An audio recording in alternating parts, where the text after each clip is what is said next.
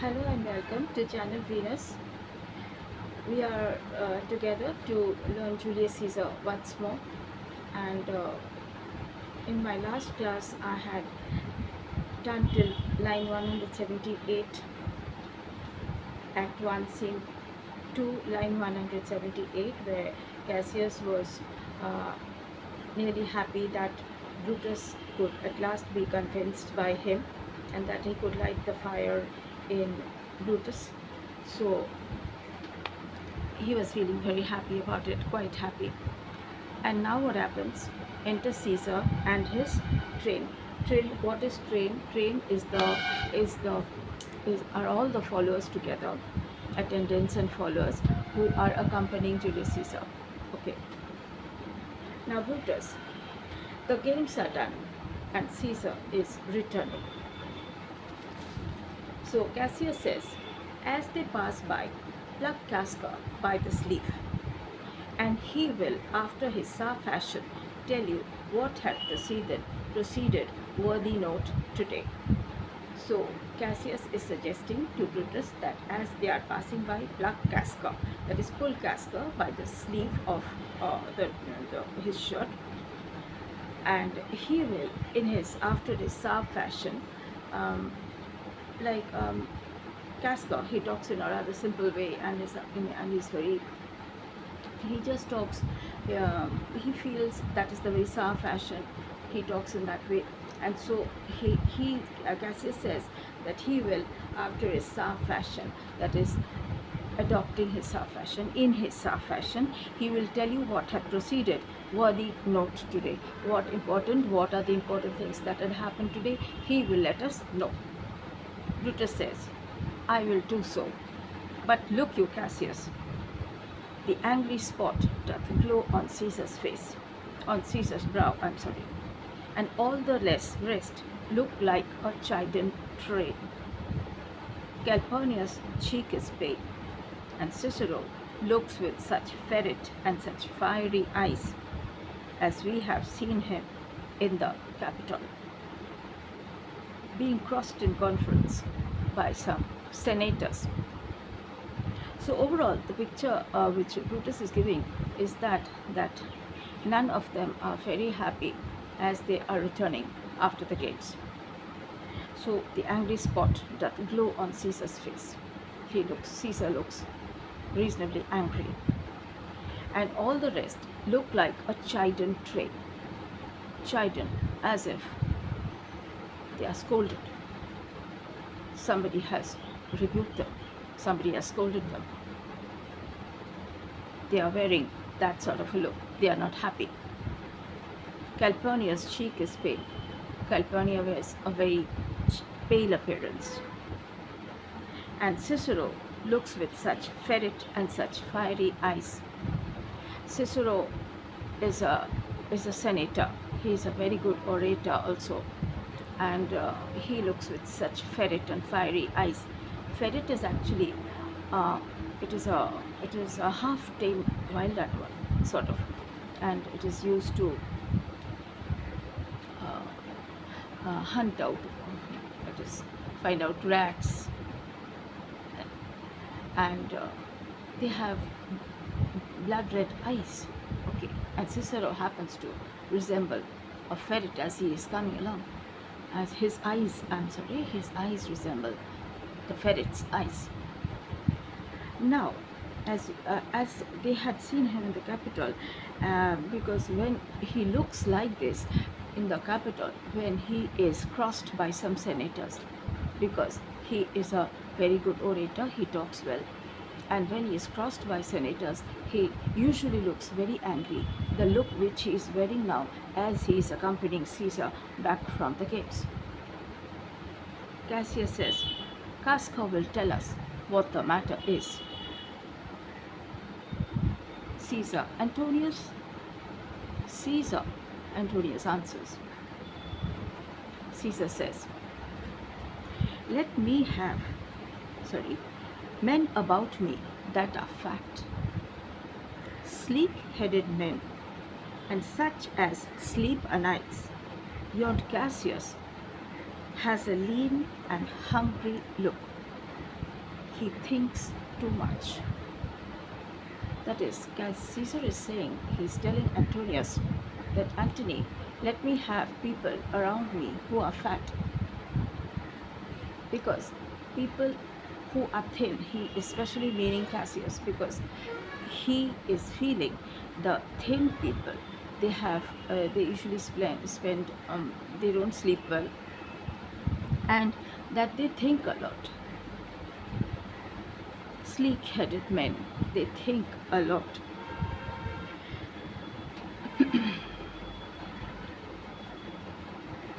Beyond Cassius has a lean and hungry look.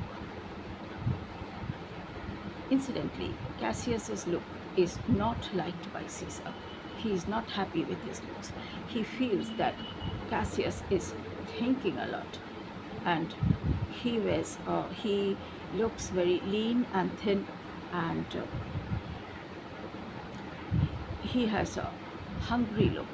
He looks a bit more ambitious than is perhaps necessary, because Caesar is an ambitious person, and he is a leader, and definitely being a leader, he will not tolerate somebody else who is looking a bit more ambitious and anxious for power. He has a hungry look.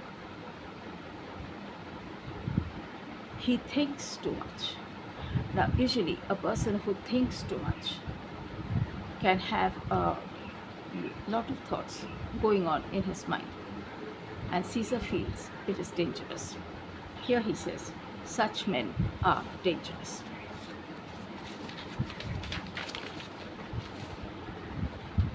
Antony says, fear him not, Caesar. He is not dangerous. He is a noble Roman and well given. That is, he is a noble Roman. Antony asks Caesar not to feel that Cassius is dangerous in any way, and he feels that he tells him that he is a noble Roman, well given. That is, he stays well, he maintains a good life, and he is not dangerous at all.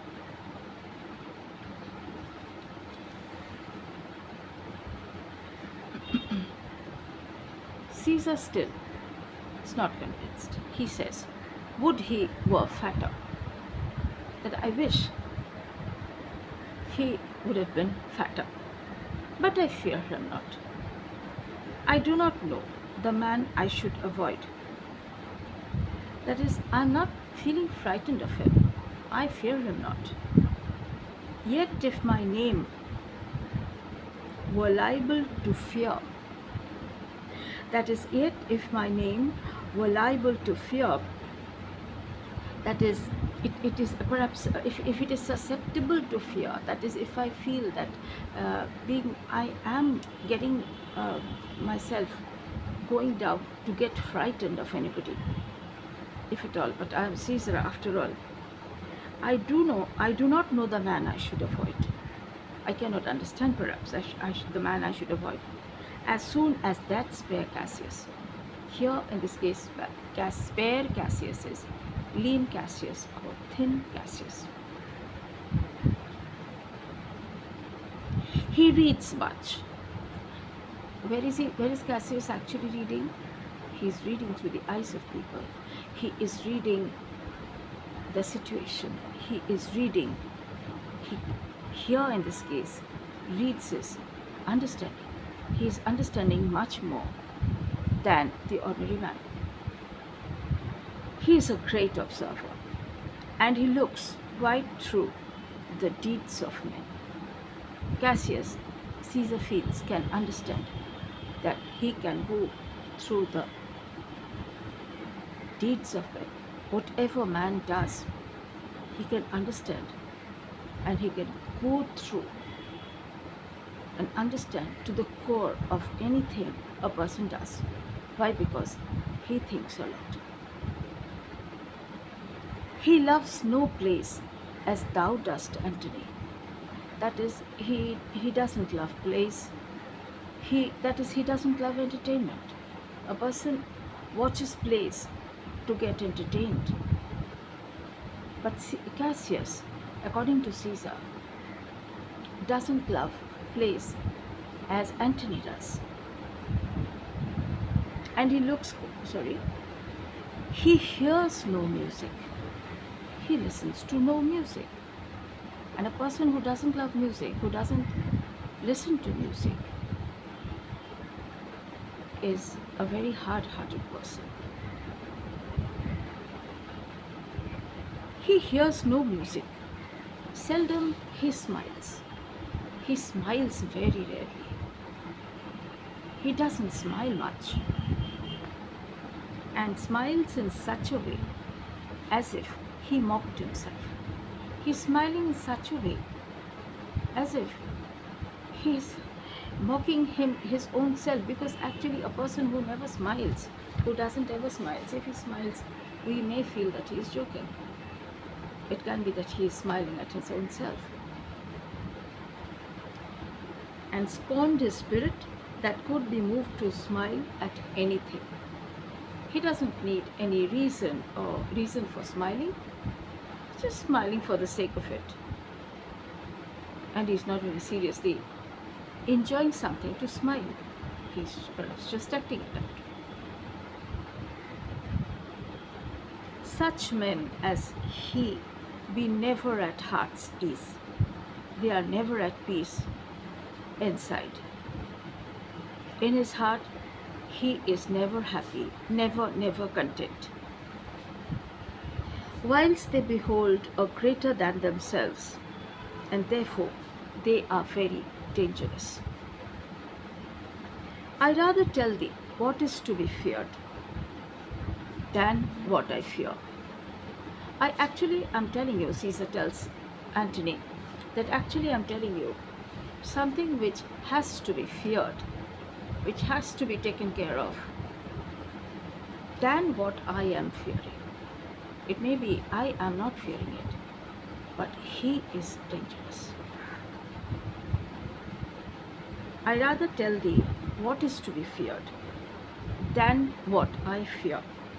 For always I am Caesar. Come on my right hand, for this year is death. So he is asking him to come on his right side, because this year is death. Which year is death? That means his left ear is deaf. And tell me truly what thou thinkest of him. And please tell me truthfully what exactly you think about Cassius. So it's Senate now. It sends Caesar and his train, and Casca, he stays behind. Why does he stay behind? He stays behind to talk to Brutus and Cassius. Casca says, "You pulled me by the cloak. Would you speak to me? Would you speak with me? You pulled me by the cloak. Would you speak with me?" Brutus, "Aye, Casca. Tell us what had chanced today, that Caesar looks so sad." So yes, Casca, tell us what had chanced today. Here chanced is what incidents have happened today. Tell us what had chanced today. So what are the incidents that has taken place there, that Caesar looks so sad? Casca, why, you were with him, were you not? Brutus, I would not then ask Casca what had chanced. That is, had I been there, I wouldn't have asked you what had happened, about what had happened. Casca, why, there was a crown offered him, and being offered him, he put it by with the back of his hand, thus, and then the people fell a shouting. That is, Caesar was offered the crown, and after Caesar was offered the crown, he just put it by with the back of his hand. He just refused to accept it. He just pushed it aside, He refused to accept it. And then the people, they shouted. Brutus, what was the second noise for? Casca says, why, for that too. Casca, why, for that too. Brutus says, Cassius says, they shouted thrice. What was the last cry for? Casca says, why, for that too. Brutus, was the crown offered him thrice? Casca, I, Mary, was it? He is swearing in the name of Virgin Mary. Why Mary? It was like, was it? And he put it by thrice. He pushed it aside 3 times. Every time gentler than the other. What does this mean? Every time gentler than the other. Because he was, Caesar, in his heart of hearts, he was not feeling happy with himself that he was pushing aside and not accepting the crown. Yet he was going on doing that. And at every putting by, my honest neighbors shouted. And at every putting by, and every time Caesar just pushed aside the crown, the general public, the mob, whom Casca is telling that they are his honest neighbors, they shouted. Cassius, who offered him the crown? Casca says, why, Antony? Brutus says, tell us the manner of it, gentle Casca. Casca says, I can as well be hanged as tell the manner of it. It was mere foolery. I did not mark it. I saw Mark Antony offer him a crown, yet 'twas not a crown neither. 'Twas one of the coronets, a smaller one. And as I told you, he put it by once. And for all that, to my thinking, he would fain have done it. He hadn't done it very happily.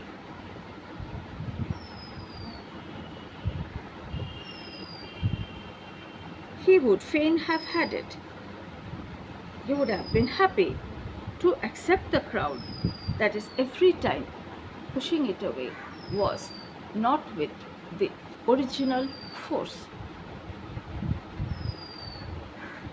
Then he offered it to him again, and he put it by again.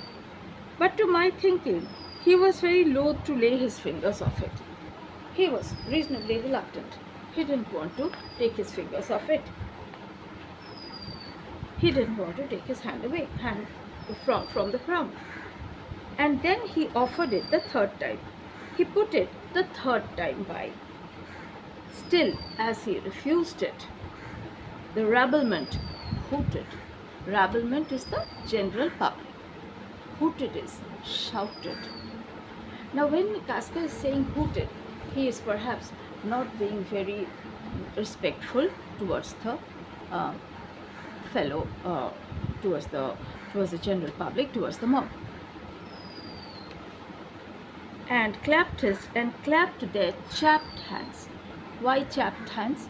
Because they are the worker class, they belong to the worker class, and with the type of work they do, they are working very hard, and their hands, they bear the mark. Their hands are chapped, not cared for at all.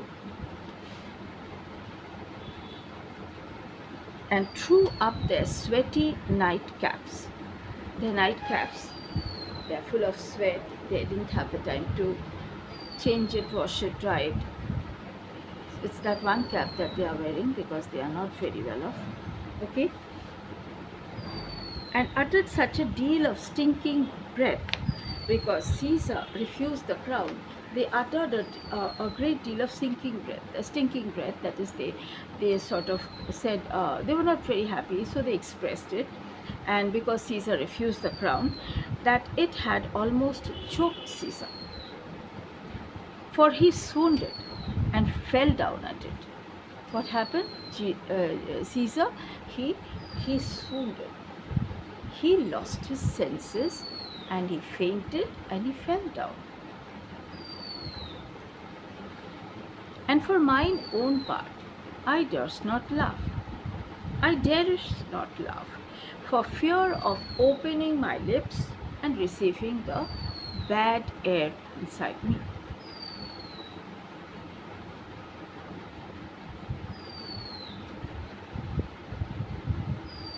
Cassius, but soft, I pray you, what did Caesar swoon? Did he faint? To which Casca says, he fell down in the marketplace and foamed at the mouth and was speechless. Brutus, 'tis very like he hath the falling sickness. Cassius says, no, Caesar hath it not. That is, again Cassius comes out with his real self. He is not willing to accept that Caesar is actually sick. He has got epilepsy. And that is the reason he fell down and fainted. Cassius was not ready to accept that. He says no, he doesn't have the falling sickness. That is epilepsy. It is you and I. We have the falling sickness because we are falling under him. No, Caesar hath it not, but you and I, an honest Casca, we have the falling sickness. Casca says, I know not what you mean by that. I cannot really understand what you are trying to say. If the ragtag people did not clap him and hiss him, according as he pleased and displeased them, as they used to do to the players in the theatre, I am no true man. So Cassius, in his simplicity, he tells them the truth, that well, that was what exactly that is exactly what has happened, and that is the reason he fell down and he lost his senses. He fainted. Brutus says, what said he when he came unto himself? That is, what did he say when he regained consciousness? When he came back when he came back to himself? Casca says, Mary, before he fell down, Casca swears again in the name of Virgin Mary. Before he fell down, when he perceived the common herd was glad he refused the crown, he plucked me ope his doublet and offered them his throat to cut. And I had been a man of any occupation, if I would not have taken him at a word, I might go to hell among the rogues. And so he fell.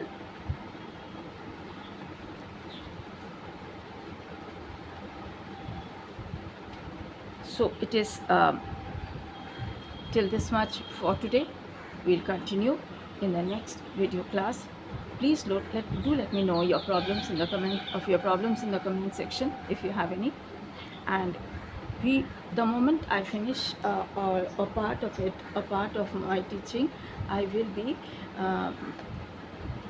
to revise it and revise the portion already taught, and I will be making you go through the reference to the context, and I'll tell you how to write them out. Please do like, share and subscribe my channel. Thank you so much.